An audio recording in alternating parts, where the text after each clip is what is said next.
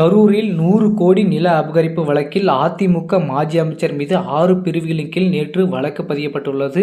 நேற்று நடைபெற்ற இந்த விசாரணையில் தீவிரமாக தற்பொழுது காவல்துறை அவர்களை தேடி வருவதாகவும் ஒரு தகவல் வெளியாக இருக்கு. கரூர் மாவட்டம் வாங்கல் குப்பச்சிபாளையத்தைச் சேர்ந்த பிரகாஷ் என்பவர் தனது 100 கோடி மதிப்பிலான 22 ஏக்கர் நிலத்தை அதிமுக முன்னாள் அமைச்சர் எம்.ஆர். விஜயபாஸ்கர் மற்றும் அவரின் ஆதரவாளர்கள் தனது மனைவி, மகள் ஆகியோர்களை மிரட்டி மோசடியாக பத்திரப்பதிவு செய்துள்ளதாகவும், இதனைத் தொடர்ந்து கரூர் டவுன் காவல் நிலையத்தில் கடந்த ஜூன் 14ஆம் தேதி புகார் அளிக்கப்பட்டுள்ளதாகவும் ஒரு தகவல் வெளியாயிருக்கு.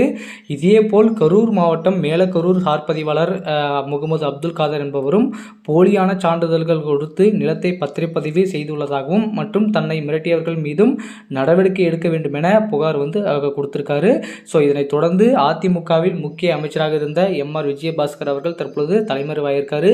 அவரை உடனடியாக கைது செய்ய வேண்டும் என தற்பொழுது தகவல்கள் வெளியாயிருக்கு. அதனைத் தொடர்ந்து இந்த வழக்கின் விசாரணை சிபிசிஐடி போலீசாருக்கு மாற்றப்பட்ட நிலையில் எந்த நேரமும் கைது செய்யப்படலாம் என அச்சத்தில் அதிமுக முன்னாள் அமைச்சர் விஜயபாஸ்கர் தலைமறைவாயிருப்பதாக ஒரு தகவல் வெளியாயிருக்கு. அவரது முன்ஜாமீன் மனு கடந்த ஜூன் 25ஆம் தேதி கரூர் கோர்ட்டில் தள்ளுபடி செய்யப்பட்டிருந்தாங்க. இந்த நிலையில் புகார்தாரர் வாங்கல் காவல் நிலைய எல்லைக்குட்பட்ட என்பதால் வாங்கல் போலீசார் விஜயபாஸ்கர் உட்பட 3 பேர் மீதும் கொலை மிரட்டல், மோசடி வழக்கு உட்பட 6 பிரிவுகளின் கீழ் தற்பொழுது அவர் மீது வழக்கு போட்டிருக்காங்க. கண்டிப்பாக அடுத்த கட்டமாக இவர்களை தூக்குவதற்கான அனைத்து நடவடிக்கையுமே தமிழக காவல்துறை எடுக்கும் என தற்பொழுது தகவல் வெளியாயிருக்கு.